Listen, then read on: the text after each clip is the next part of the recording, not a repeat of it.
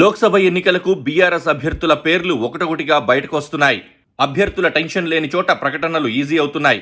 నిజానికి ఈ పరిస్థితి అన్ని పార్టీలకు ఉన్నదే. ముఖ్యంగా నాగర్ కర్నూలు నియోజకవర్గంలో ఆశావహుల తీరు చూస్తే అభ్యర్థుల ఎంపికలో అన్ని పార్టీలకు తలనొప్పులు తప్పవనిపిస్తోంది. 17 లోక్సభ నియోజకవర్గాలకు గాను 2 విడతలుగా బీఆర్ఎస్ 5 అభ్యర్థులను ప్రకటించింది. కరీంనగర్ నుంచి బి వినోద్ కుమార్, పెద్దపల్లి నుంచి కొప్పుల ఈశ్వర్, ఖమ్మం నుంచి నామా నాగేశ్వరరావు, మహబూబాబాద్ నుంచి మాలోతు కవిత పోటీ చేయనున్నారు. వీరిలో నామా, కవిత ఇద్దరూ సిట్టింగులే. సిట్టింగ్ ఎంపీ శ్రీనివాస్ రెడ్డి మళ్లీ పోటీ చేస్తారని కూడా బీఆర్ఎస్ అధిష్టానం ప్రకటించింది.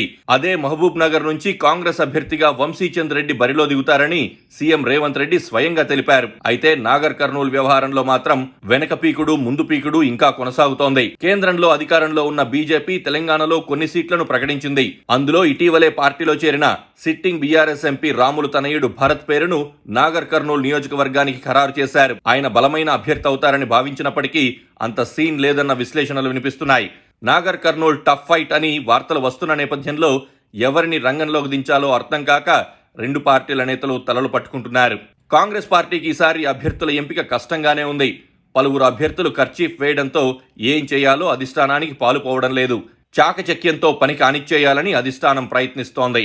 ఎస్సీ రిజర్వ్డ్ స్థానంగా ఉన్న నాగర్ కర్నూలు ఇప్పుడు రాష్ట్రంలోనే అత్యంత సంక్లిష్టంగా మారింది.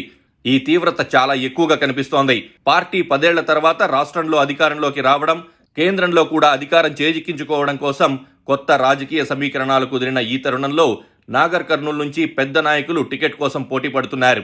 గాంధీ భవన్లో ఏకంగా 27 మంది ఆశావహులు టికెట్ కోసం దరఖాస్తు చేసుకున్నారు. ఇందులో ముఖ్యంగా మల్లు రవి, ఎస్ఏ సంపత్ కుమార్, మందా జగన్నాథులున్నారు. మల్లు రవిని ఇటీవల ఢిల్లీలో రాష్ట్ర ప్రభుత్వ ప్రత్యేక ప్రతినిధి పదవి వరించింది. తనకు నాగర్ కర్నూలు టికెట్ కావాల్సిందేనంటూ ఆయన ఢిల్లీ పదవికి రాజీనామా చేశారు. పైగా రేవంత్ రెడ్డి కాంగ్రెస్ లో చేరినప్పటి నుంచి మల్లు రవి ఆయన వెంటే ఉన్నారు. ఇక ఏఐసీసీ కార్యదర్శి ఎస్ఏ సంపత్ కుమార్ తన ప్రయత్నాల వేగాన్ని పెంచారు. ఢిల్లీలోనూ హైదరాబాద్లోనూ బడా నాయకులను కలిసి తను నాగర్ కర్నూలులో పోటీలో ఉంటానని ప్రతిపాదనలు ముందుంచారు. సీఎం రేవంత్ను కూడా కలిశారు. ఇక నియోజకవర్గంలో మల్లు రవికి పెద్ద పదవి వచ్చినందున టికెట్ తనకేనంటూ ప్రచారాన్ని ఉధృతం చేశారు. ఎన్నికలకు వనరులను సమకూర్చుకుంటున్నానని, తనకు చెందిన ఓ ఇంటిని సైతం విక్రయించి రెడీ అయ్యానంటూ ఓ సందర్భంగా చెప్పారు. తన ప్రచారాన్ని సైతం ప్రారంభిస్తున్నానని వెల్లడించారు. ఆలంపురం నుంచి అచ్చంపేట వరకు పాదయాత్రకు శ్రీకారం చుట్టారు. ఇక వాళ్లకు కాదు టికెట్ తనకివ్వాలని మాజీ ఎంపీ మందా జగన్నాథం భీష్మించుకు కూర్చున్నారు. బీఆర్ఎస్లో ఉండుంటే ఈ పాటికి టికెట్ వచ్చేదని కూడా తన అనుచరులతో అంటున్నారు. మరోపక్క బీఆర్ఎస్లో పరిస్థితి గుంభనంగా ఉంది.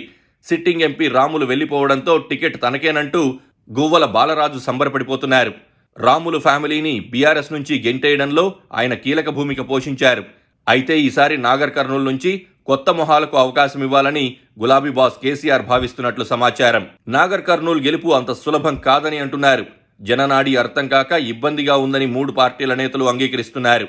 ఒకరిపై ఒకరు ఆరోపణలు సంధించుకుంటున్నప్పటికీ నియోజకవర్గానికి ఏం చేశారో చెప్పాలని జనం నిలదీసే అవకాశం ఉంది. అదే ఇప్పుడు ఆశావహుల పాలిట శాపమై కూర్చుంది.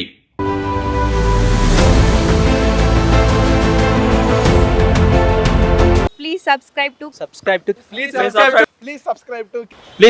to KTV Telugu. KTV Telugu. KTV Telugu. KTV Telugu channel.